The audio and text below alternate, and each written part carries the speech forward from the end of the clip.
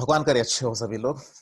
मैं भगवान से प्रे करता हूँ कि आप सभी लोग अच्छे रहें, आप सभी लोग प्रे कीजिए कि मैं अच्छा रहूं। तो चलिए बिना टाइम वेस्ट किए शुरू करते हैं आज का क्लास। लेकिन ये क्लास शुरू करने के पहले मैं चाहूंगा आप लोगों को ये बता देने कि इस चैप्टर से ये टॉपिक जो है कॉल टू दिस, ये कंस्ट्रक्टर चैप्टर से रिलेटेड है। तो अगर आप लोग मेरे प्रीवियस वीडियोस को नहीं देखे हैं तो सबसे पहले जाकर के उन वीडियोस को देखिए, उसको प्रैक्टिस कीजिए, तब मेरा विश्वास है कि आप लोगों को ये वाला वीडियो समझ में आएगा। तो आज का टॉपिक जिसके ऊपर हम लोग डिस्कशन करेंगे वो है कॉल टू दिस। ठीक है, अब ये क्या है आगे चल करके समझते हैं। तो यहाँ पे आप लोग देखिए, हेडिंग है कॉल टू दिस और उसके बाद मैंने लिखा है एक्सप्लिसिट कंस्ट्रक्टर इन्वोकेशन।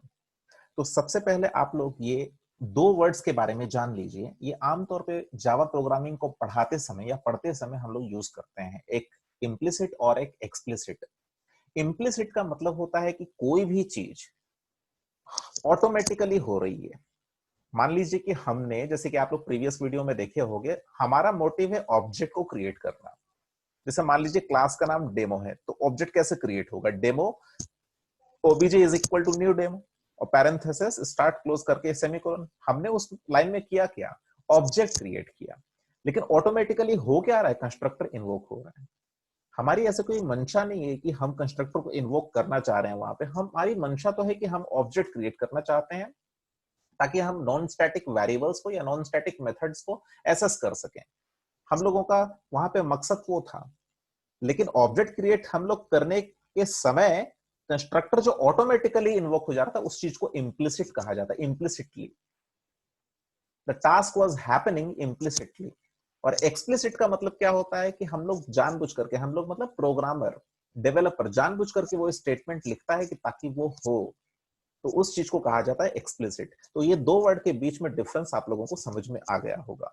ठीक है, तो हम लोग जानते हैं कि कंस्ट्रक्टर का जो इन्वोकेशन है, अभी तक हम लोग जो जान रहे थे प्रीवियस क्लास जो मैं आप लोगों को कराया था, अगर आप लोग वीडियोस देखे होंगे, कि कंस्ट्रक्टर इन्वोक होता है ऑटोमेटिकली जब भी हम लोग उस करस्पॉन्डिंग क्लास का ऑब्जेक्ट क्रिएट करते हैं।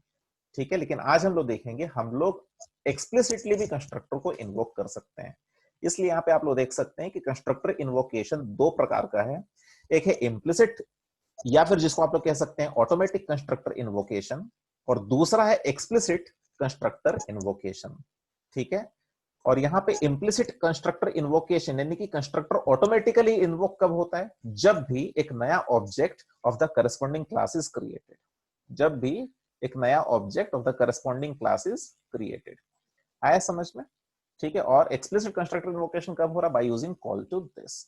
यहाँ पे आप लोग देख सकते हैं कि कंस्ट्रक्टर इन्वोक ऑटोमेटिकली कब होगा? जब भी हम लोग उस करस्पॉन्डिंग क्लास का नया ऑब्जेक्ट क्रिएट करेंगे। और वो एक्सप्लिसिटली इन्वोक कब होगा? जब भी हम लोग कॉल टू दिस इस्तेमाल करेंगे। कॉल टू दिस कैसे इस्तेमाल किया जाता है, इसके ऊपर पूरा इन डिटेल में डिस्कशन करने वाला हूं। आप लोग थोड़ा पेशेंस रख करके, हाँ ये तो मैं बताना ही भूल गया, आप लोग अगर सो करके लेट करके अगर ये वीडियो देख रहे हो तो कोई फायदा नहीं, बंद करो, जाओ यूट्यूब में कुछ गाना वाना सुनो, ऐश करो। लाइफ में क्या जरूरत है ये सब पढ़ने का? मजाक कर रहे हैं, बिल्कुल जरूरत है ये सब पढ़ने का। चुपचाप बैठ जाइए सभी लोग, कॉपी और पेन के साथ स्ट्रेट बैठिए, और जैसे क्लास में पढ़ते हैं ना, उसी तरह का कॉन्सेंट्रेशन चाहिए। ये कोई मजाक यहाँ पे नहीं चल रहा है, एक सीरियस क्लास चल रहा है। तो आप लोगों को भी वो जेस्चर पोस्चर के साथ बैठना होगा इस क्लास को करने के लिए। तो चलिए स्टार्ट करते हैं, ये कॉल टू दिस का कॉन्सेप्ट है क्या आखिर। तो call to this explicit constructor invocation, when we call या invoke a constructor explicitly only from, मैं क्या बोल रहा हूं, when we call, sorry, we can call और invoke a constructor explicitly only from within the body of another constructor. इसका मतलब समझिए, हम लोग एक कंस्ट्रक्टर को कॉल कर सकते हैं बिना न्यू कीवर्ड के, यानी कि बिना ऑब्जेक्ट क्रिएट किए, लेकिन कहां से? दूसरे कंस्ट्रक्टर के बॉडी के अंदर से। अभी जब मैं एग्जांपल्स दूंगा तो ये सारे के सारे लाइंस का मतलब आप लोगों को क्लियरली समझ में आ जाएगा। ठीक है, that is we can use this. और कॉल टू दिस हम लोग प्रोग्राम में लिखेंगे कैसे? इसी तरीके से जैसे आप लोग यहाँ पे देख पा रहे हैं, इसी तरीके से। तो वी कैन यूज दिस यानी कि कॉल टू दिस। ये जहां पे दिस और पैरेंथेसिस दिखेगा ना, इस चीज को हम लोग कहते हैं कॉल टू दिस। ठीक है, तो चाहे वो कॉपी में या बुक में लिखा रहे चाहे नहीं लिखा रहे, अगर आप दिस के बाद पैरेंथेसिस देख रहे हो तो उसको क्या बोलते हैं? उसका टर्मिनोलॉजी क्या है? Call to this. तो we can use call to this only within the body of a constructor and only at that time when we have implemented the concept of constructor overloading. तो आप लोग खुद थोड़ा सा अपना दिमाग लगाइए। पहला लाइन मैंने क्या लिखा है कि हम लोग किसी कंस्ट्रक्टर को इन्वोक कर सकते हैं बिना ऑब्जेक्ट क्रिएट किए, लेकिन कहां से? दूसरे कंस्ट्रक्टर के बॉडी के अंदर से। तो अगर मैं दो कंस्ट्रक्टर की बात कर रहा हूं, इसका मतलब है कि मैं इनडायरेक्टली कंस्ट्रक्टर ओवरलोडिंग कॉन्सेप्ट की तरफ आप लोगों का ध्यान आकर्षित करा रहा हूं। आया समझ में? जब एक क्लास के अंदर मल्टीपल कंस्ट्रक्टर्स होंगे तभी तो आप लोग कॉल टू दिस इस्तेमाल कर पाओगे ना, क्योंकि कॉल टू दिस आप लोग कंस्ट्रक्टर के बॉडी के अंदर ही लिखोगे दूसरे कंस्ट्रक्टर को कॉल करने के लिए। ये चीजें और भी ज्यादा क्लियर हो जाएंगी जब आगे के एग्जांपल्स आप लोग देखेंगे। ठीक है, तो call to this should be the first statement within the body of the constructor or else we will get compile time error. Call to this constructor के बॉडी के अंदर तो लिखना है, ठीक है, लेकिन वो पहला स्टेटमेंट होना चाहिए। आप ऐसा नहीं है कि दूसरे स्टेटमेंट या तीसरे या लास्ट स्टेटमेंट में कॉल टू दिस अगर लिख देंगे ना। आपको अगर कंस्ट्रक्टर को कॉल करना है, दूसरे कंस्ट्रक्टर को कॉल करना है, तो उस कंस्ट्रक्टर जहां से आप कॉल कर रहे हैं वहां पे सबसे पहला स्टेटमेंट कॉल टू दिस होना चाहिए। अगर ऐसा नहीं करेंगे तो आपको कंपाइल टाइम एरर मिलेगा। ठीक है, अभी देखिए एक एग्जांपल प्रोग्राम को लेते हैं। आप लोग यहाँ पे देख सकते हैं कि सबसे पहला लाइन क्या है? सबसे पहला लाइन है क्लास डिक्लेरेशन स्टेटमेंट। क्लास का नाम है डेमो और यहाँ पे मैंने दो कंस्ट्रक्टर को डिफाइन किया है। ये कंस्ट्रक्टर क्लियरली देखने से पता चल रहा है कि नॉन पैरामीटराइज्ड कंस्ट्रक्टर और ये पैरामीटराइज्ड है। इसके बॉडी के अंदर मैंने क्या लिख दिया? Non parameterised constructor got invoked. और मैंने प्रिंट क्यों किया है? ताकि आउटपुट स्क्रीन में अगर ये लाइन आ जाए तो हम लोग ये प्रूफ कर पाए कि हाँ इस समय ये वाला कंस्ट्रक्टर इन्वोक हुआ है, क्योंकि जब ये इन्वोक होगा तभी कंट्रोल इसके बॉडी के अंदर जाकर के एग्जीक्यूट करेगा। ठीक है, तो ये अगर प्रिंट हो रहा है आउटपुट स्क्रीन में तो ये प्रूफ हो जाएगा कि ये वाला कंस्ट्रक्टर इन्वोक हुआ है। और दूसरा जो कंस्ट्रक्टर है, ठीक है, उसके अंदर में आप लोग देख सकते हैं मैंने कॉल टू दिस लिखा है। ठीक है, दिस के बाद पैरेंथेसिस और फिर सेमीकोलन, इसको बोलते हैं कॉल टू दिस। और फिर उसके बाद मैंने प्रिंट किया parameterised constructor with one parameter got invoked, यानी कि ये स्टेटमेंट प्रिंट होगा तो ये पता चल जाएगा कि दूसरा वाला कंस्ट्रक्टर इन्वोक हुआ है। मेन मेथड फिर मैंने लिखा और मेन मेथड के अंदर में मैंने सिंपली एक ऑब्जेक्ट क्रिएट कर दिया है करस्पॉन्डिंग क्लास का। यहाँ पे क्लास कौन सा है? डेमो। तो demo D OBJ is equal to new demo और मैं यहाँ पे 10 पास कर रहा हूँ। तो अगर आप लोग पिछले वीडियोस को अच्छे से देखे होंगे तो आप लोगों को पता चल जाएगा कि ये स्टेटमेंट के वजह से कौन सा कंस्ट्रक्टर इन्वोक होगा? ये दूसरा वाला, यानी कि पैरामीटराइज्ड, क्योंकि आप लोग यहाँ पे इंट टाइप वैल्यू जो पास कर रहे हो ये चला जाएगा एक्स में और कंट्रोल यहाँ पे आएगा। ठीक है, कंट्रोल कहाँ पे? यहाँ पे आएगा और यहां से वो देखा कि सबसे पहला स्टेटमेंट कॉल टू दिस है और दिस के देखिए, दिस के अंदर में पैरेंथेसिस के अंदर में कोई भी वैल्यू नहीं दी गई है। तो कौन सा कंस्ट्रक्टर इन्वोक होगा? वो कंस्ट्रक्टर जो कि नॉन पैरामीटराइज्ड है। इसके ऊपर मैं 2-3 एग्जांपल्स और भी दूंगा। यहाँ पे लिखित रूप में तो सिर्फ एक ही है, अभी जब प्रोग्राम कर करके दिखाऊंगा तो आप लोगों को और बेटर अंडरस्टैंडिंग होगी, इसलिए पेशेंस के साथ देखिए। ठीक है, पूरा लास्ट तक ये वीडियो को देखिएगा तो मैं गारंटी देता हूँ आप सभी लोगों को समझ में आ जाएगा। तो हम लोगों को क्या लग रहा है? यहाँ पे ऑब्जेक्ट हम लोग क्रिएट किए तो कंट्रोल कहाँ गया? यहाँ पे दूसरे कंस्ट्रक्टर के पास। क्यों? क्योंकि दूसरा कंस्ट्रक्टर पैरामीटराइज्ड है, इसके पास कैपेसिटी है कि ये इंट टाइप वैल्यू को होल्ड कर पाएगा। ठीक है, अब कंट्रोल जब इसके अंदर गया तो ये देखा कि अरे दूसरा कंस्ट्रक्टर कॉल हो रहा है। तो कंस्ट्रक्टर, दूसरे कंस्ट्रक्टर को कॉल कर सकते हैं हम लोग। देखो मेथड को जब कॉल करते थे तो मेथड के नाम से कॉल करते थे। यहाँ पे याद रखो कंस्ट्रक्टर को अगर एक्सप्लिसिटली कॉल अगर करना है तो हम लोगों को कॉल टू दिस इस्तेमाल करना पड़ेगा। और उसको पता कैसे चलेगा कि कौन से कंस्ट्रक्टर को इन्वोक करना है ना? तो यहाँ पे देखो कोई भी वैल्यू हम लोग नहीं दिए हैं पैरेंथेसिस के अंदर, यानी कि ये वाला नॉन पैरामीटराइज्ड कंस्ट्रक्टर कॉल होगा। इसके वजह से क्या हुआ कि सबसे पहले ये वाला लाइन प्रिंट होगा, फिर उसका कंट्रोल वापस आएगा दिस में और फिर उसके बाद ये दूसरा लाइन प्रिंट होगा। आया समझ में? ठीक है, तो सबसे पहले क्या होगा? सबसे पहले ये ऑब्जेक्ट यहाँ पे क्रिएट हुआ जिसके वजह से कंट्रोल कहाँ गया? कंट्रोल गया इसके पास और यहाँ पे कॉल टू दिस जो है इसके वजह से सबसे पहले ये वाला सबसे पहले ये वाला कंस्ट्रक्टर इन्वोक होगा। ठीक है, और उसके बाद ये वाला प्रिंट हो जाएगा non parameterised constructor got invoked और फिर कंट्रोल वापस से आएगा और ये वाला स्टेटमेंट प्रिंट करेगा। तो इसलिए आउटपुट स्क्रीन में सबसे पहले हम लोग पाएंगे non parameterised constructor got invoked और फिर उसके बाद पाएंगे हम लोग parameterised constructor with one parameter got invoked. आइए एग्जांपल के रूप में समझते हैं। देखिए यहाँ पे एरो मार्क मैंने बनाया हुआ है, ये दिखाने के लिए कि कंट्रोल यहां से यहां चला जाएगा। ठीक है, तो चलिए प्रोग्राम के रूप में समझते हैं।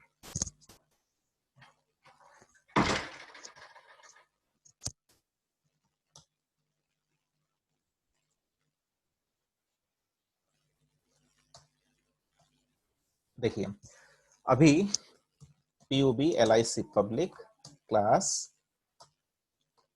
डेमो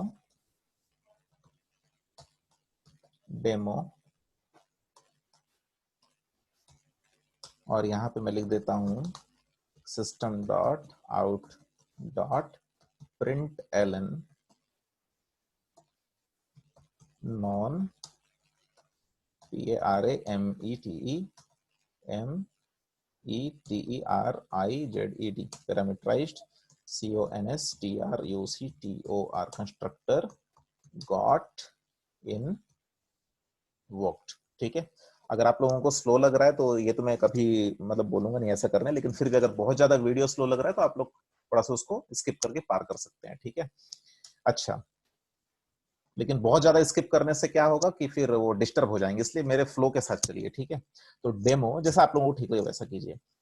तो डेमो एक नॉन पैरामीटराइज्ड कंस्ट्रक्टर हो गया, फिर और एक पैरामीटराइज्ड कंस्ट्रक्टर डाल देते हैं यहाँ पे, दे देते हैं उसको इंट एक्स। ठीक, और यहाँ पे लिखते हैं system dot out dot print LN system dot out dot print LN parameterised constructor with one parameter got invoked INVOKED। थोड़ा बड़ा हो गया, इसको छोटा कर देते हैं। हाँ अभी ठीक है। अभी मेन मेथड क्रिएट करेंगे, public static void main capital STRING string array space ARGS और इसके अंदर ऑब्जेक्ट क्रिएट करेंगे demo DOBJ is equal to new demo.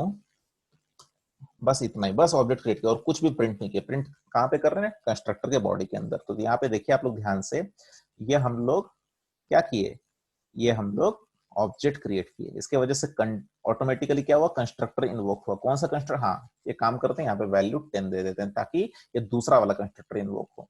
तो 10 वैल्यू चला गया कहाँ पे? एक्स के अंदर, और फिर ये वाला लाइन प्रिंट हो जाएगा। कौन सा? Parameterised constructor with one parameter got invoked.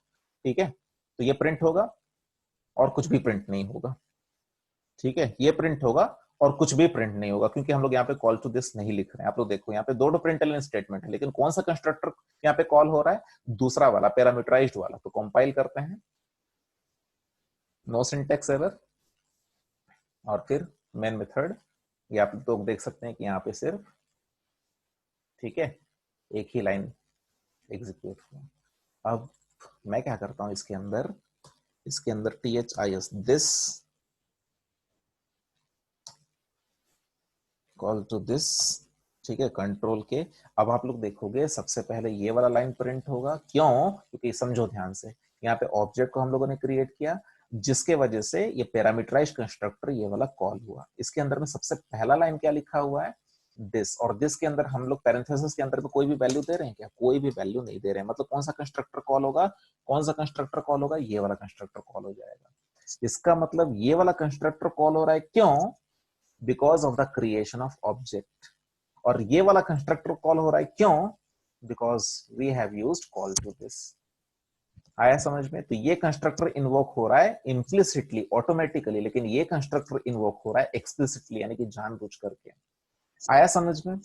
तो यहाँ पे सबसे पहला लाइन आएगा non parameterised constructor got invoked, और दूसरा लाइन आएगा फिर कंट्रोल जब वापस यहाँ पे आ जाएगा तो parameterized constructor with one parameter got invoked. तो compile, no syntax error, right click, main method. Okay, यहाँ पे आप लोग देख सकते हैं कि non parameterised constructor got invoked और parameterized constructor with one parameter got invoked. आया समझ में आप लोगों को? आई होप कि समझ में आ गया होगा। नहीं समझ में आया तो फिर से वीडियो को एक बार देख लीजिए, प्रैक्टिस कर लीजिए, खुद ही समझ में आ जाएगा आप लोगों को। चलो एक काम करते हैं, थोड़ा सा हेर फेर करते हैं और एक कंस्ट्रक्टर दे देते हैं, और एक कंस्ट्रक्टर दे देते हैं। आप लोग दिमाग लगाना, अगर आंसर आप लोग दे दिए बिना वीडियो को देखे तो समझ लेना आप लोग को समझ में आ गया। इंट ए कोमा इंट बी दे देते हैं, ठीक है। अच्छा, तो एक बार बार मैं इंट क्यों लेता हूँ? बहुत गंदी आदत है। FLOAT फ्लोट, और यहाँ पे भी फ्लोट ले लेता हूँ, FLOAT फ्लोट, ठीक है।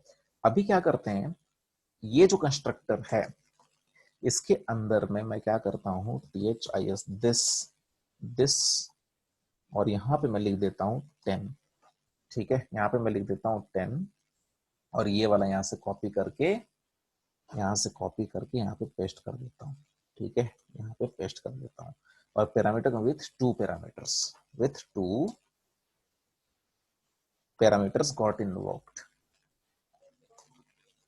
और यहाँ पे मैं क्या करता हूँ, दो तो फ्लोट वैल्यू पास कर देता हूँ, 10.2f। आप लोग कोई भी दो फ्लोट वैल्यू पास कर दोगे, 10.2f और 15.36 या 15.6, जो मर्जी हो करो f। तो यहाँ पे देखो कंपाइल में करता हूँ, नो सिंटेक्स एरर आ रहा है, थोड़ा सा और छोटा कर देता हूँ ताकि आपको पूरा दिखे।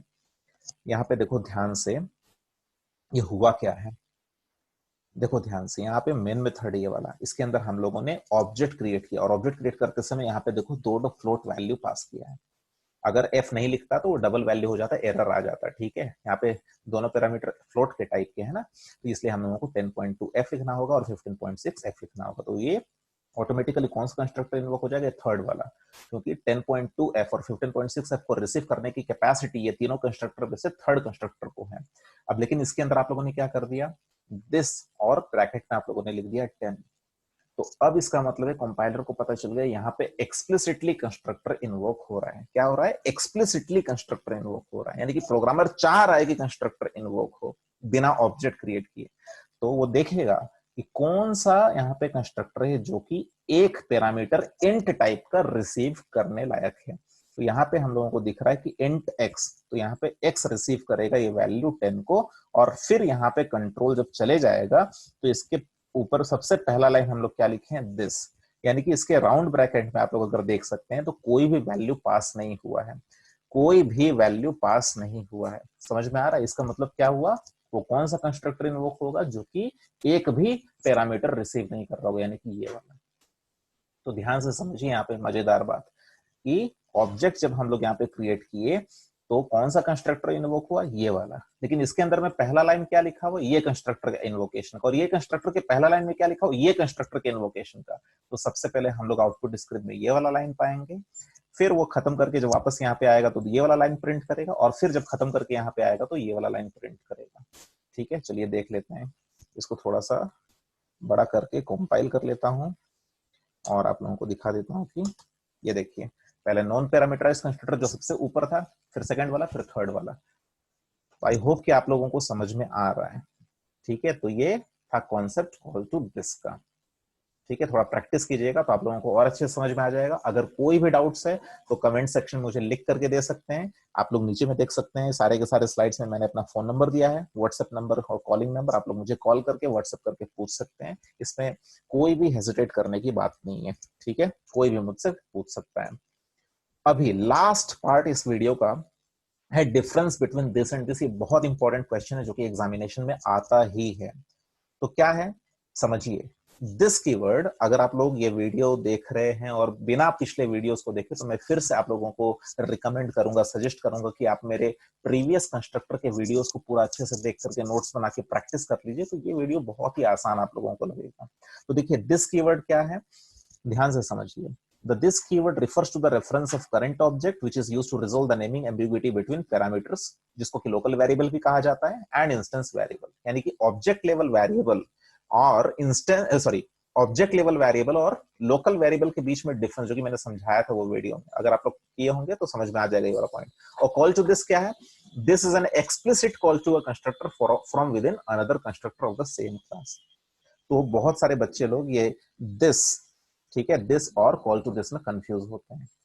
ठीक है, एक कंस्ट्रक्टर का पैरामीटर में दो वेरिएबल है, मान लीजिए int X comma int Y, और उसके अंदर भी मान लीजिए कि उसके अंदर नहीं, नॉन स्टैटिक वेरिएबल भी एक्स और वाई नेम से हैं। तो दोनों के बीच में डिफरेंस कैसे क्रिएट करेंगे, दिस डॉट एक्स मतलब ऑब्जेक्ट का एक्स, ठीक है, और सिंपली खाली एक्स मतलब वो पैरामीटर एक्स। तो वो चीज मैं समझा चुका हूँ।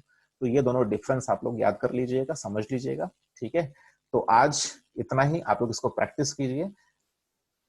मैं भगवान से मनाता हूँ, भगवान से प्रे करता हूँ आप सभी लोगों को अच्छी सेहत दे, आपके माता पिता परिवार के जितने भी सदस्य हैं सभी अच्छे सेहत से रहें। ठीक है,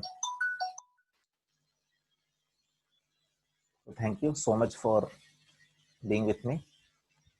थैंक यू।